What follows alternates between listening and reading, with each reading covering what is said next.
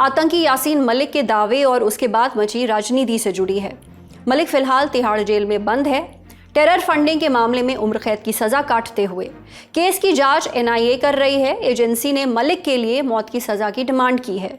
उसके जवाब में मलिक ने दिल्ली हाईकोर्ट में एक एफिडेविट डाला है। दावा किया गया कि 1990 में मलिक की गिरफ्तारी के बाद से केंद्र की कई सरकारों ने उससे कश्मीर मुद्दे का सल्यूशन निकालने के लिए बातचीत की थी।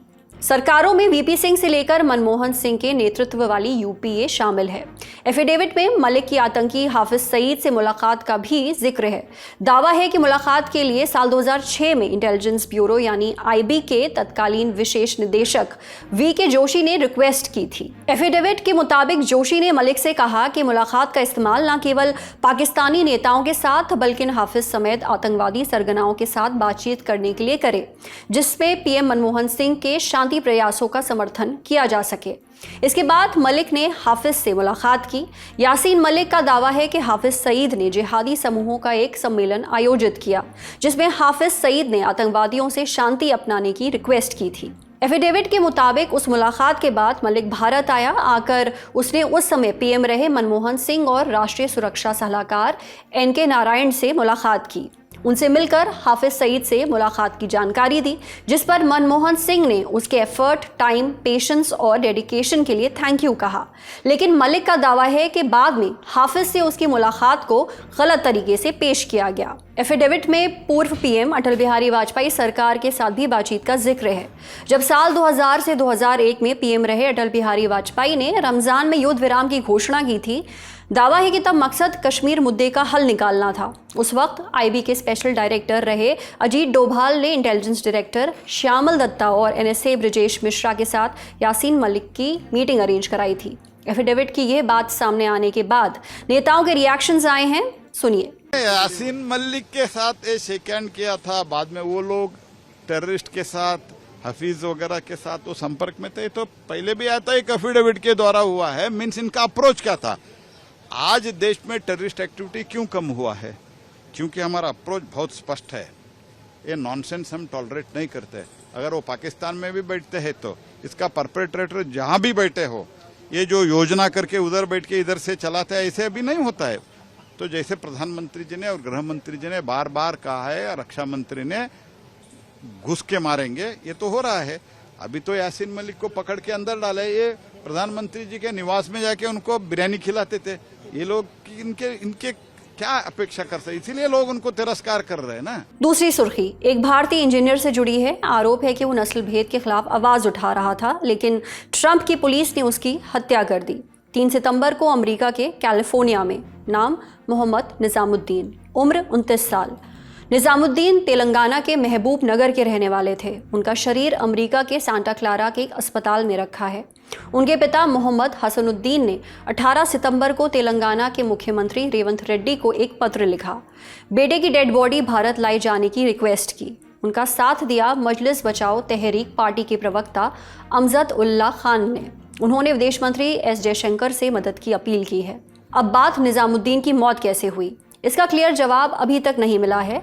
सांता क्लारा पुलिस ने बीते दिनों एक प्रेस कॉन्फ्रेंस की, हालांकि इसमें कहीं भी निजामुद्दीन का नाम नहीं लिया गया, लेकिन मीडिया रिपोर्ट्स का दावा है कि इसमें उसी केस का ही जिक्र हो रहा था। पुलिस की पीसी का लबो-लुआब ये रहा कि निजामुद्दीन पर गोली इसलिए चलाई गई क्योंकि वो अपने साथी को मारने की कोशिश कर रहा था।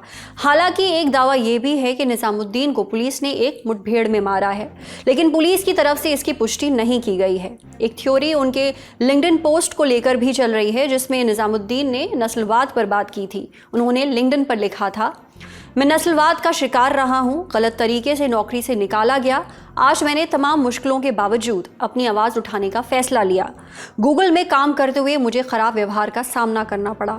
मेरे खाने में जहर मिला दिया गया और अब अन्याय के खिलाफ लड़ने की वजह से मुझे मेरे निवास से बेदखल किया जा रहा है।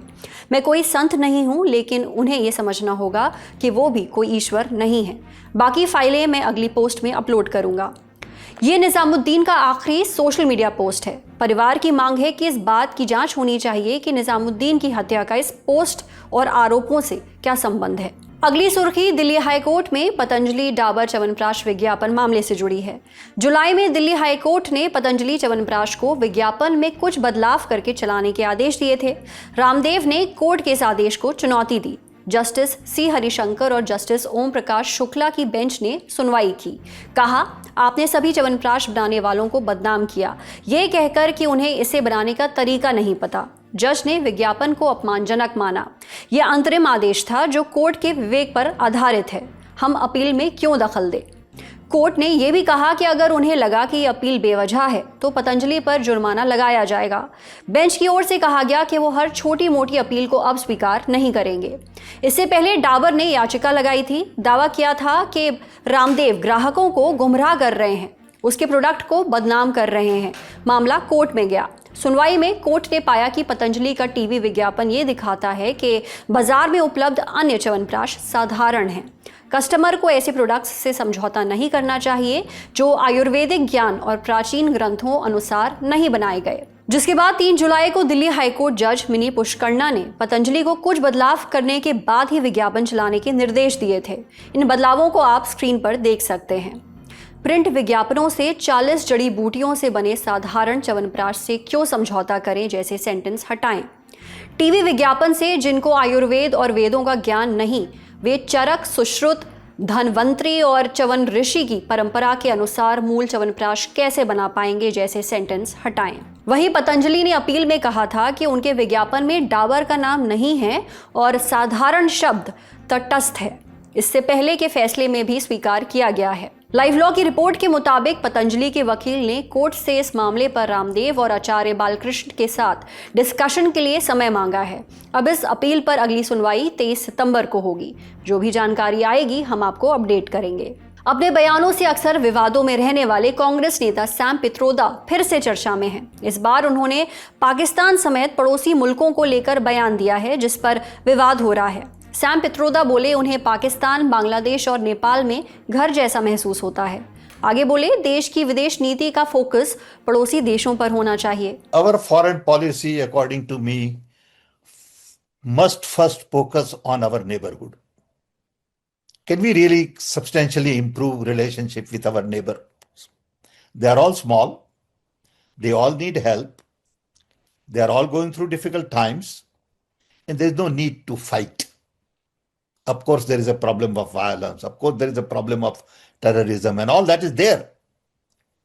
But at the end of the day, in that neighborhood, there is common gene pool. I've been to Pakistan, and I must tell you, I felt at home. I've been to Bangladesh. I've been to Nepal, and I feel at home. I don't feel like I'm in foreign country.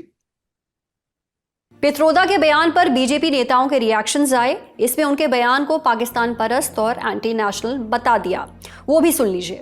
विश्व भर में आतंक की factory के रूप में कुख्यात पाकिस्तान के प्रति राहुल गांधी और उनके राजनीतिक गुरु सैम पित्रोदा का ये जो अथाह प्रेम है और आतंकवादी की खेप भेजने वाले देश जिसके हाथ भारत की सेना और भारत के निर्दोष नागरिकों के हाथों से रंगे हैं,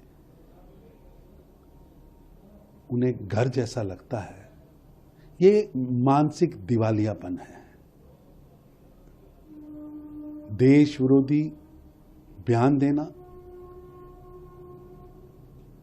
देश के इंस्टीट्यूशन, देश के कॉन्स्टिट्यूशन, देश के इलेक्शन कमीशन, देश के लोकतंत्र को बदनाम करना, ये कांग्रेस पार्टी की आदत बन चुकी है।